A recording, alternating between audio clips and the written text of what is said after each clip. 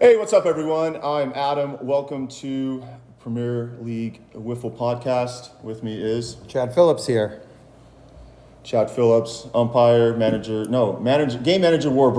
Game manager, Warbirds. Yeah, GM Chris Warfield over there. So first, we have a lot of topics covered today. We're going to talk about the preseason power rankings. We're going to talk about the bold predictions from last week. Talk about Rookie of the Year, and we're going to set the lines for the upcoming games. Absolutely. This week.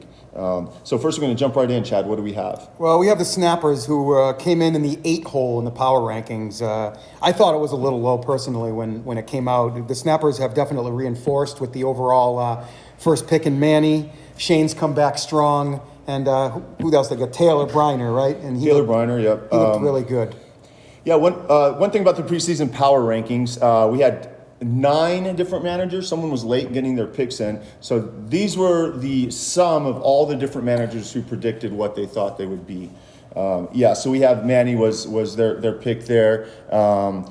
Shane Weber, excellent pitcher. He's going to help them a lot. They could have been a little bit low, but I think it's just like you're fitting all the other teams, and the other teams were such kind of in these different places. It was, the Snappers were just consistently lower. Yeah, they definitely struggled in the first season out there and in showing a team, and now they have the opposite problem potentially in having a couple of too many guys, and they got 9 to 10 guys ready to go every week, so now they got to pick and choose who can be out there, and it might be tough to actually place these players to help their teams win. Well, let's talk about the Snappers' strengths. I see pitching as a strength. With Shane Weber, I would say easily their ace. Taylor looking very sharp in this young season. Manny throwing a lot of strikes. Mavro, of course, is working hard out there. He's out there till 11 p.m. any night that he can to try and work on his pitches and try and come up with a new one. If I was managing Snappers, what I would do, I'd lock in those pitchers, get them going, and then I might cut down to just in an important game, a must-win. If they end up in a wild card, one team's going down, one team's staying in the league, I would just pick those best 5 players and run them out there in the lineup. Yep. I think when they're doing that, they're going to be a tough team to beat. I agree. Let's move on to the Stone Men here in the 7 hole. They've started off pretty slow, but Levi is the MVP of this league right now, and he's got them 2 wins with just 2 runs in 4 games. A very impressive feat. Yeah, I think the Stone Men got rid of some of their growing pains early on just by deciding to throw Levi as much as they can. Yep. When he's on the mound, they're not a 7th team. Correct. Jimmy looks fantastic at the plate. Dylan, great athlete in high school, and he looks like he's got the potential to be really good. But some of these guys are going to struggle with that 55 number. They're keeping down under it. Yeah, I could see that. You mentioned you saw him in high school. You talked earlier. You saw a lot of these guys play in high school. You used to umpire, you said. Yes. I did umpire here in the Valley, varsity mostly from 2010 to 18, 19. I'm still kind of active, but the COVID has knocked down the high school sports now, so I really haven't been paying too much attention lately to what's going on. So Stone Men, if you had to rethink it, do you think they're a playoff team right now? No, not at all. I think they're right in the correct spot here, 7 or 8 right now. They're going to really struggle to get their wheels going this year, and they're going to need Levi to throw multiple shutouts to maintain a 500 record this season. I think it's going to help, too, if they could find another bat to go with Jimmy. I know if we're facing them and there's a tough spot, Jimmy's just not getting pitches. There's not enough threats in their lineup, I think, right now. Yeah, Jimmy does struggle a little, too, with his approach at the plate. It looks like you can exploit him for that first pitch strike and get that account to 0-2, and he might be in trouble from there against any decent pitching. All right, well, moving on. Who do we have? Looks like the Warbirds in the 6 hole here. The Warbirds, we were very undervalued here in the spring. Nobody thought, they thought with all these new talented baseball players coming in that we were just going to fade down, but that doesn't look to be the case. Well, I'll be honest, when I did my power rankings, that's exactly where I had the Warbirds, and this was the reasoning behind that. I saw all the teams improve based in the draft and in the offseason and picking up players or removing players. They weren't helping them. The Warbirds, I did not see them improve at all. They just have the exact same team. So is that team good enough to compete against these teams with their improvements? One of the biggest improvements, Calicos, who did really well last year, and then they picked up James Stein. That's why I had them a lot Absolutely. And then some of the other teams ahead of you guys, the Warbirds, it just seemed like they were looking a little bit better. But I don't think you guys are 6 anymore. It's still pretty early. Anything still early, anything yeah. can happen. But it seems like if we got Petricus and Brian Puter in the lineup, we're just pretty dangerous. I definitely know how to work most of these hitters, and we have a couple of good pitchers behind me. It seems like we're going to be able to maintain the top 3 in the league pretty easily this year, in my opinion, now that I've seen all these teams and what they have. And it seems, you mentioned Pewter. It seems like he has an extra chip on his shoulder this year. He's up there, like, swinging a little harder, making a little more contact, getting the game-winning hits. And on the mound, he has just been excellent on the mound. And even texting me on the side, trying to get an earned run removed off of his tally. He couldn't remember the 4th run he gave up on the season, and I loved his fight for it. And it's great having him full go this year.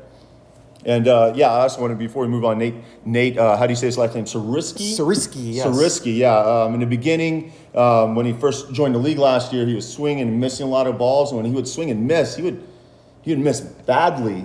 And he's improved a lot. He might be up there for most improved player of the year, and that's going to really help you guys. Yeah, we're really looking for a leadoff hitter, and we're hoping that he can fall into that role because we definitely have our 2, 3, 4 set, but it's been trouble getting somebody on base up front a few games. So if Nate can hit for us, we're definitely going to find 3, 4, 5 runs a game, and that could and should be enough. All right, we're moving on now. In the number 5 spot here is the ones. What do you think about the ones? Everybody thought they were going to be great before the season, and no doubt. I mean, they have Adam Coots who can touch 95 on the gun with a real ball, and Ryan Shen is just a monster out there. His height allows him to get a little bit cheat with the speed gun, I think, because his arms are so long. He's able to throw 58 and have it read a little lighter sometimes. So it looks like that 1-2 punch, if they can develop, they'll be a pretty good team, but it looks like the first half of the season. We played them last night, and it's not just a 1-2 punch anymore. They have someone named Cody Smitty. Oh, yeah, Schmidt. He was a catcher for, what high school team did he play for? Desert Oasis. Okay. Desert Oasis. He was a catcher from 2010 to 2013. A very talkative kid, really good kid, and he went yard last night. He looked okay on the mound. Everything he was throwing out there was spinning, and I think he was working his wrist a little too much with some of those pitches. Maybe. Well, he threw one pitch. It was a 12-6. That's all he threw. Okay. He hung one to me that he's not going to do again. He's going to be a lot tougher. He's going to, locate more. He's going to be learning, and so I think he's going to take them to the next level. I think they might be in this spot, or it might be a little bit better. This is why I think the ones are going to make the playoffs. Adam Coots. I probably butchered his name again. Ryan Shen. Now, not just Smitty, but we're forgetting about Scottez. Scottez Dobbins, yes. Very well is good at hitting the ball on other sides of the field. With those 4, you take those 4, and is it Adrian Gonzalez, Adrian. I believe. Yeah. He's going to figure it out too. If they're able to just commit to those 5, maybe make some moves on the roster. Those 5 in the lineup is going to be a very tough lineup, especially when they figure it out. And I think they will figure it out, that and pitching. Yeah. What's his name there? Schmitty was a 4-year varsity catcher starter in high school, which is extremely. Freshman. Yeah, he made the team as a freshman, and by the middle of the season, he was the starter, and he never looked back. He was a great catcher in high school. I definitely remember his defensive skills back there. Well, we're not in high school anymore. Yeah, let's go on to the number Premier League. 4. This is one of the most controversial teams. One of the most controversial. We have the Bombers and T.J. Brown. They're in the 4th spot. It seems like a pretty decent spot for them to be in here, actually. Yeah, I mean, honestly, I think if you take any teams between 2 and 7, you can mix, match them, roll the dice, and that could happen. I think 2 to 7 could be anybody right now. Bombers think they're a little higher. They have a lot of confidence, and they it's all right. They have with Jim, TJ, Brandon. That's a 1-2-3 punch that might be the top in the league. Technically, it's really close. Those 3 guys right there. And one thing that they drafted Hollis. I saw Hollis hit an oppo bomb over the scoreboard. I know. I saw it too. Yeah, he's he could be their best player. He could be, and it looks like he might be a good pitcher too. He's just got a little bit of figuring out still to do. But Hollis could definitely develop to be an MVP in the league potentially even. Mm-hmm. All right, moving on here. We have ranked number 3rd, preseason power rankings, Calicos. Calicos, they're a tough team to figure. They're kind of a hot-cold team. It seems like some days their whole lineup gets hitting, and some days they can't find it. But I personally had the Calicos at the top of the power rankings before the season. James Stein I really believe he's a better pitcher and the best pitcher in this league right now. He lives at 54 to 55, and he has like 4 different pitches. He's fantastic. Well, and Stein cares. That's what he has. yeah. He cares. He But sure does. The thing about Stein is he can only come half the time. And, if Stein wasn't there Monday, they drop both those games. They don't beat Levi twice without Stein on the mound. That's and the home run that Stein hit opposite field in the 5th inning to win that game 1-0 was incredible. Actually, Yep. That was a great moment. I actually haven't got to see that on replay yet. I'm going to have to go take a look after this is over. So one little secret information about the Calicos. I don't know if you noticed in the draft, they did pick up someone that may not even show up. Oh, A.J. Petrovsky, yes. He is such a good player, and they want him out there so bad, but he's in a band, and he's got other commitments, so it looks like they may not have him until summer again. I really believe that he'll be into this league at some point, and Well, it might be interesting because he may come to join the Calicos, and the Calicos might end up in relegation. I don't think they get there. I don't think so. I mean, 2 teams have to go to relegation. I know. And who are they going to be? Barry Hutter just hits the ball so hard. does, and Matty he does. Levine is he's just a monster at the plate. He's the scariest hitter for me in the league, I believe. I don't know how to get Matty Levine out. There's a couple of lefties that are a little scarier, but as for right-handed hitters, Stevenson and Levine are easily the 2 most difficult hitters to pitch to. They both hit bad balls like Vlad Guerrero and make him look like, his little brother. All right. Well, speaking of Stevenson, we have Tomahawks number 2. Yeah, the Tomahawks they look like they're going to be a really good club. They're a softball team, though, and they have an adjustment period to coming here. It's definitely tricky for them. Some of these guys played, I don't know if it's called Major League Softball. Yes, they and played in the A travel around. divisions. Yeah, they played in some serious softball. They're a little older now, this team. Most of them are in their 40s, I want to say, and actually, I think they even have a guy in their 50s on the team who looks like he's not going to be much, but he hits the ball hard up there, and he played a good third base last night, too. We were lucky to take all 3 games from the Tomahawks last night, I Well, thought. those were great games. I mean, you're 1-1 into the 7th, so whoever wins that's lucky. Yeah. And then the other game, you guys were down 3-0, and you guys came back. 2 in the 4th, 2 in the 5th to eke that one out. Yeah, and then you almost gave away a big lead.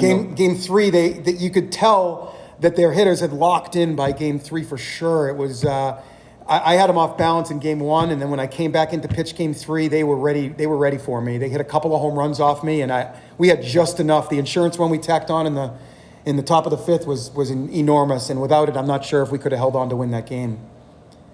So one of the issues for the Tomahawks coming up, one of their top on base percentage guys, good hitter Tony, kind of injured his shoulder a little bit. Is he going to spend most of the season on the IL? Is he going to be able to come back? And then their best hitter, I don't think is Stevenson. I think it's Nick. Nick Sansoni also, it looks like he needs surgery on his, I believe it was his shoulder as well. I talked to him about it last week, and he had an MRI a couple of days ago. I haven't heard the results of that, but Nick Sansoni is a very intimidating lefty. I wasn't looking forward to facing him last night at all, and was very pleased when I didn't have to. Let's move on here. Number 1 in the power rankings right here. We got the Sand Vipers, champions from season 1. Nothing changed much from the Sand Vipers from last year. We have our five guys all pretty much live here, and we kind of play all the time. So maybe we weren't better players than some of these guys when the season started or when the wiffle ball started, but we're practicing. We just have a little more experience with the wiffle ball. I'm expecting everyone to catch up to us. Yeah, Tom Gannon coming in from Massachusetts and coming to this team was the big difference. It kind of gelled the whole team together. His skills in the outfield was what they really lacked, and his ability to get on base is incredible. I mean, Adam's got a ton of power, but in order to get a one-hitter, a true one-hitter that can get on base in front of Adam all day long, it's 2-0 instead of 1-0 half the time now, and it's just a big thing. Plus, his pitching yesterday, he did throw. It would have been a shutout if it wasn't for the first sack fly of season 2. Season 1, if we had that, Tom would have had a shutout because you couldn't tag up. But last night, the ones did manage to sneak home a tag up and make that game, I believe, 6-1 or 7-1. It would have been a shutout for Tom otherwise, but he looked great, plate, defense, and on the mound so far in the first few games. I think the Sand Vipers are right where they belong in the 1 spot in the power rankings for sure. I would agree to that. I think we're going to have some really tough games this year. We're not going to have a record anywhere close to what we had last time, but I think with our pitching, we're going to be able to beat some of these newer teams while they're still figuring things out. Yeah, everybody, definitely. You guys can walk a couple of guys, and it's not as big of a deal when the ones or the Tomahawks walk a couple of guys, and they have to go to their second and third pitches. There's such a drop off, and you guys can kind of keep it even and almost change it up because you bring in it's like, do we want him to walk two guys? They're just going to bring in Adam, or do we want Adam to walk two guys? They're just going to bring in a tough lefty now. It's And then Trench, sidearm, different look than anyone in the league. Correct. It's pick your poison, basically. Yep. I mean, tough. What are we on to next here, Adam? All right, well, it looks like we're moving to the bold predictions. These bold predictions are something I wrote up last Sunday. So Chad's going to look at them, pick them apart a little bit. And let me hint, bold predictions means not something that anyone's going to pick. So let's see how things are looking now, a week later, after these bold predictions. So the first one, it looks like, is Adam Coots hits .495 to lead the season, and he's top 5 in home runs. Well, it is a little bold of a prediction. Adam Coots is new to wiffle ball. Although he hit, I want to say it again, he hit 95 or 94 on the gun last night with a wiffle ball, and it didn't look like he was trying. Like, he wasn't definitely topping out. So the kid is a stud. But can he adjust to this 55 speed limit? Well, let's ask. Okay, so that's who I have. I still have him to win the batting title. I'm not as confident as I was when I wrote this up. But yeah, I think he's at least, I would say 1 in 5 to win the batting title. But who do you have, Chad? I'm going to say Tom Gannon wins the batting title. He's just so difficult to get out, and he just sprays the ball all over the yard, and I think he's got a good chance to lead an average. My second pick would be Jason Stevenson, just because I don't know what to throw him to get him out. He just hits everything hard, and he hits everything Stevenson hits is centrally located. He doesn't really pull it. He doesn't go up. He's just hitting everything hard up the middle. He's hard to defend. All right, now here's an interesting one. League home run leader. My bold prediction had Kenny Tracy. That was a pretty bold prediction. I'm gonna retract that quickly. One of the main reasons is to be a home run leader, you got to make most of the games. I think he's going to have a hard time making all the games, as already kind of shown. I think he, has a shot. I think even in here, I might have mentioned he needs to play at least 35 games. Yeah, I think there's a couple of guys on his own team that are going to end up beating him out in home run. Billy Osgood had a couple of at-bats last night that showed that he's got some legit power and a good approach. Approach is key in this league because you got to remember we're starting 0-1, and you get that 0-2, and I mean I got a few different pitches that aren't going to be hit for home runs that I can throw to start that, and you're probably going to swing at one of them and ground out or whatever, strike out or ground out most of the time. So all right, well, who's your bold prediction or prediction just in general? Home run leader. I would love to pick. I'm just going to pick Jason Stevenson. I don't think he ever struggles. He doesn't take walks, so he's putting the ball in play more than a lot of even Adam here. Adam's going to take 30 walks in 42 games, and Stevenson might take 4. So we'll see. We'll see about that, though. Let's see. So who am I going to go with for home run leader? Ooh, let's see. That's a tough one. I'm going to just throw a name out there, and that's going to be... that's so tough. I guess I'm going to go with a really crazy, wild, bold prediction here. Okay. Me? No. Oh.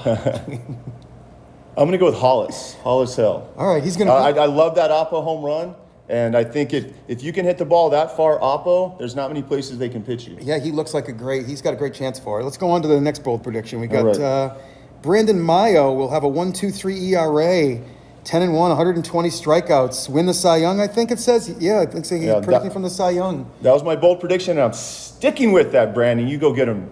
Yeah, you know what? I don't think I'm going to hang on to the ERA title, and I'd like to pick James Stein as the winner. I think he's going to make like 28 games or something. I think he makes more than half. He shows up enough, and his team is going to pitch him whenever they can, I believe, and I don't see anybody hitting him. He could be in the top 5 in innings pitched if he shows up and pitches both games. Technically, if Stein doesn't win the ERA title, then it's going to be Levi, because Levi is just going to be a horse out there. Let's see if teams adjust to Levi, though. Yep. So far, he's throwing that hard cutter down and in on the righty's knees, and he's got at least at least a dozen strikeouts of his 30 on pitches that were nowhere near the strike zone. And people just aren't seeing his pitches very well right now. And if that continues, Levi's going to take the Cy Young this year. All right, now moving on. Season MVP, my bold prediction was Ryan Shen. And a few reasons. I think he's going to figure out his pitching.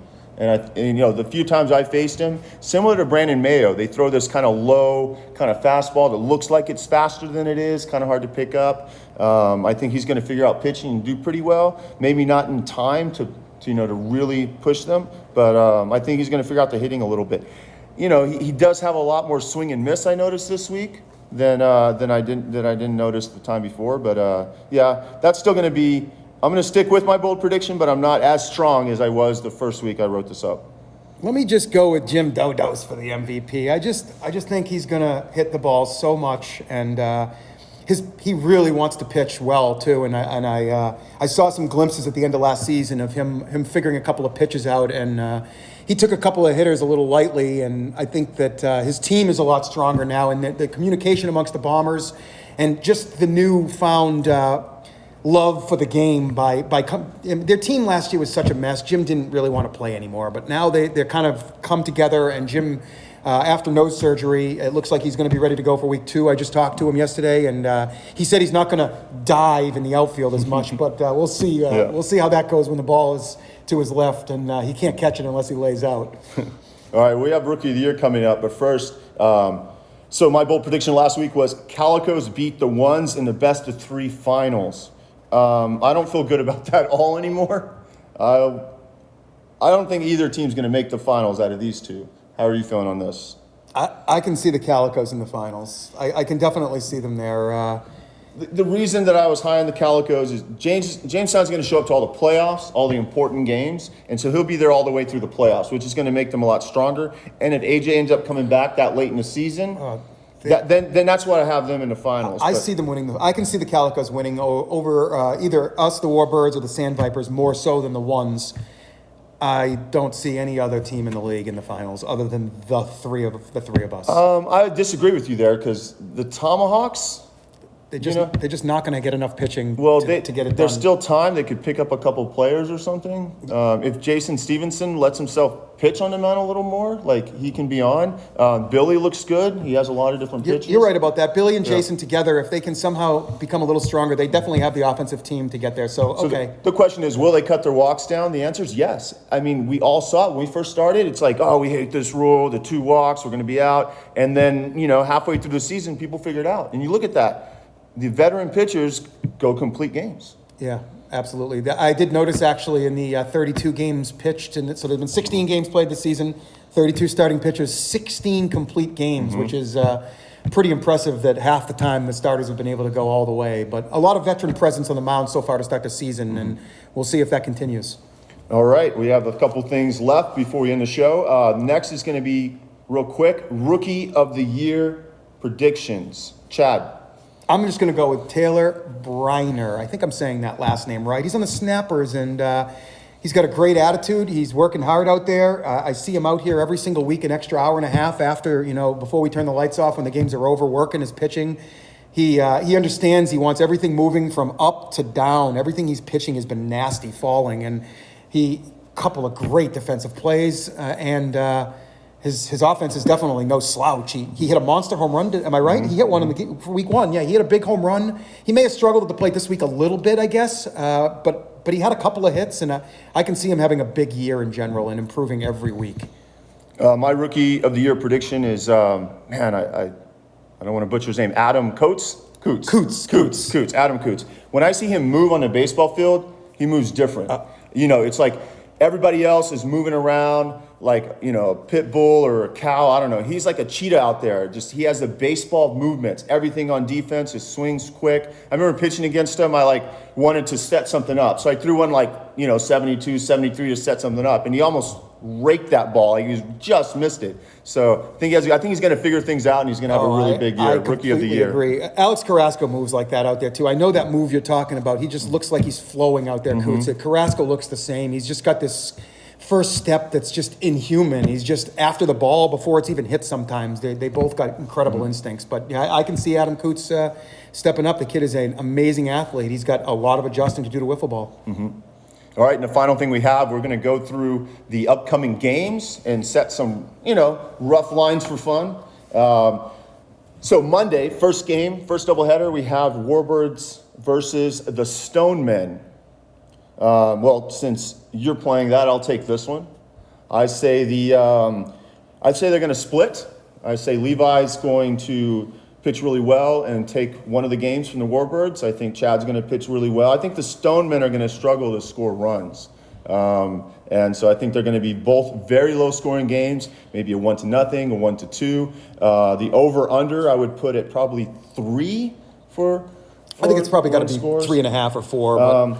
But It depends. Is Levi pitching both games? Is he pitching one game? The game he doesn't pitch, they're losing, and they're losing by a lot. But even if he does pitch and walk 2, now all of a sudden the total's 8.5. So that's Well, why he's pitched 16 innings so far, and he's had 1 walk. 3 complete games, 1 walk. That's One correct. walk, 16 innings, 1 walk. I'm not saying he's going to get worse, but Okay.